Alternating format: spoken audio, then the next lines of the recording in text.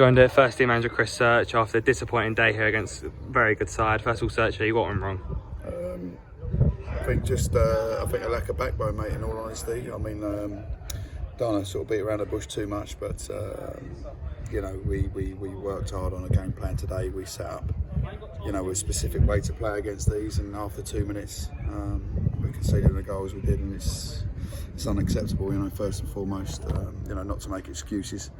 I want to apologise to the travelling fans that came today. You know, I think I've been in a situation like this when we travelled to Havant and we found ourselves in a tricky position at half time, and sort of avoided apologising, if you like, to the fans that day. It was close to it, but today it was unacceptable. You know, as I said to the group in there, like, you know, with the first goal we conceded, I think the ball's got looped in. We've won first contact. Greeny's on the edge of the box, and he could have brought it down, in all honesty. If someone communicates, it's simple basics, you know, no one communicates, so he thinks he's got to win second contact, so he goes up unopposed and flicks the ball on, and they recycle it and get a corner, and from the corner we don't switch on second phase, and we concede. You know, like, it's terrible. It's a disgusting goal to concede. You know, 2 minutes in, and unfortunately coming to somewhere like Dorking, our arsehole went. It's simple as that. You know, 2 minutes in, conceding, and the boys' arseholes went, and they showed no backbone to get themselves out of it. And like we've shown a few occasions this season, we didn't have the character to hang in the game, to stay in it for the next sort of 20-30 minutes. We conceded again, then again, and at half time the game's gone. You know, the game I felt had gone after 3 minutes, but the game's 100% gone on 4-0 at half time. You know, and it's obviously very hard for us then as a group, and myself as a manager and the coaching staff to motivate the boys for the second half. Showed a little bit of character second half, I must be honest, but Dorking played in second gear second half. You know, it didn't come at us. And you know, if we're going to go away, you know, I've always fancied that we can score against any team, as we showed today. But if we're going to show that naivety as a group defending, and as I say, you know, the first goal, you know, prior scores, it's Willow's manner that, you know, at the first goal, so he's a centre forward, so it's not a dig at the defence. It's a dig as a group overall. If you don't want to come here and apply yourself, you're going to get hurt, mate. And it's very frustrating for me today, because, you know, I challenged the group to see where we were, you know, coming up against probably, you know, the most for me, the most elite team in the league. To see where we were as a group, I challenged them to see, you know, individually where we were, as a group where we were, and, you know, 7-2 is quite evident where we are. You know, we're miles off it.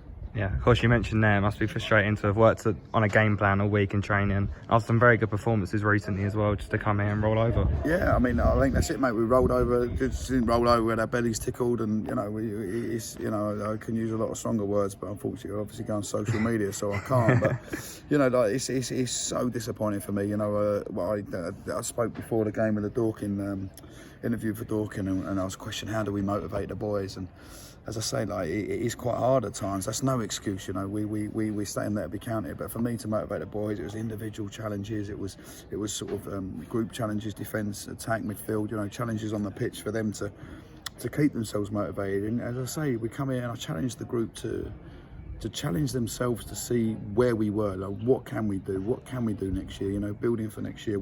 How close are we to someone that's going to be there or thereabouts? You know, obviously they're going to be in the playoffs and potentially, you know, still can win the league. You know, where are we? And as I say, like, it's good to see. In all honesty, you know, I've learnt more today in that sort of 45 minutes, and, you know, the second half not so much, but the first 45, and then showing who's got the backbone to be stood there and be counted. I've learnt more from that group today than I probably have learnt in the previous 20 games, you know. So for me as a manager, it's been great, you know, for the fans that come and supported us and whatever else. It's obviously very frustrating, you know, but for me, you know, the positive is I've learnt a lot, and I can see the boys that want to stand there, and the boys that can step up, and the boys that can't. So, you know, it's decisions will need to be made. Of course, we'll move on to maybe some positives. Of course, Temi Babalola coming off the bench, got a goal and an assist. Does that maybe boost his confidence going forward? Temi, as I said, like, he come in against Braintree, he trained brilliantly. You know, he done very well.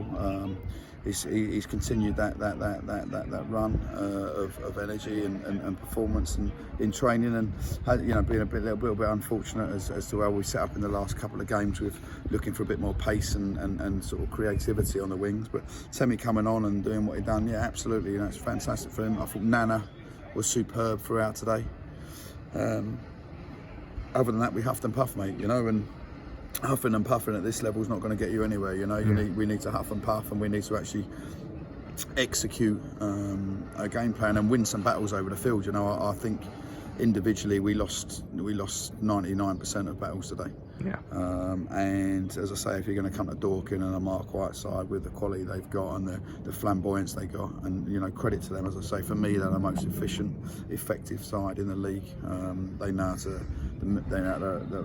mix it, they know how to play, they know how to do every single thing that is expected of a football team, and at this level for me they're a complete package. Loads of time for Mark. I think he's a top guy, and as I say, respect to them, and I do wish them all the best, because it means that we won't have to come back here and face them again next season. Of course, what does that mean for the rest of the season now? Of course, secured the status in the league last week. Yeah. That to be honest, as much as we're grateful that we have secured our status. For me, that doesn't tick the box. I'm grateful, obviously, that we stayed up, and I know it's what the club strive for me and my coaching staff, and it doesn't excite me. I've bigger ambitions than that. Yeah. I want the group to perform to the best, so that's why results like today really, really hurt. I thought we was on to something. I felt we were close to being competitive towards the top half of the league, if you like, and to come here and get hurt as we have today is it just shows you maybe a bit of a reality check for me, a bit of a reality check for the players as well, because it's unacceptable, mate. As I say, I've not had to make an excuse or question my players for the majority of the season, if I'm honest. They've stood there to be counted. Stood there for the majority of the season.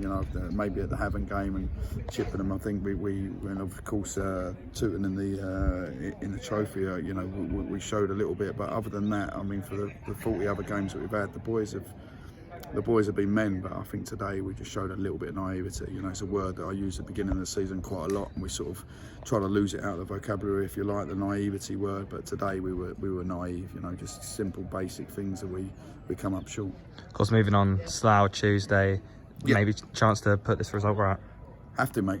Yeah. As I've just put a post on Twitter, apologising to the fans that travelled, and and I don't like doing that, because I think it shows weakness, and it's not something. Cheers, Gal. And it's not something I like doing. Is showing that side of weakness. I think it provokes sort of us looking weak, and that's not what this group's about. We want to be on the front foot, but we can't come somewhere and lose 7-2. So absolutely, a reaction Tuesday is an absolute must. And I've said that to the group. I've already told the group, we expect a reaction. Accountability needs to be taken from the group. As I said, we could have set up 5-4-1, we could have set up 3-4-3. It doesn't matter how we set up and how we went and implemented our game plan. If the boys don't want to do the basics, don't want to do the non-negotiables, don't want to go and lock in, don't want to just win their individual battles, it doesn't matter what formation we set up, what tactics we employ.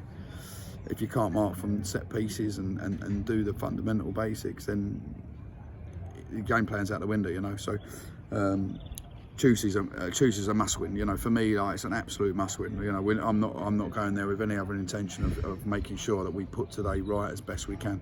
And the boys, as I say, for me, my levels of detail and attention's never wavered, as I said to the group. From the first game of the season against Dorking to now, my attention to detail's been the same. And I've questioned them now for the first time this season. Is their attention and their passion the same as it was? And hopefully we'll see a reaction Tuesday.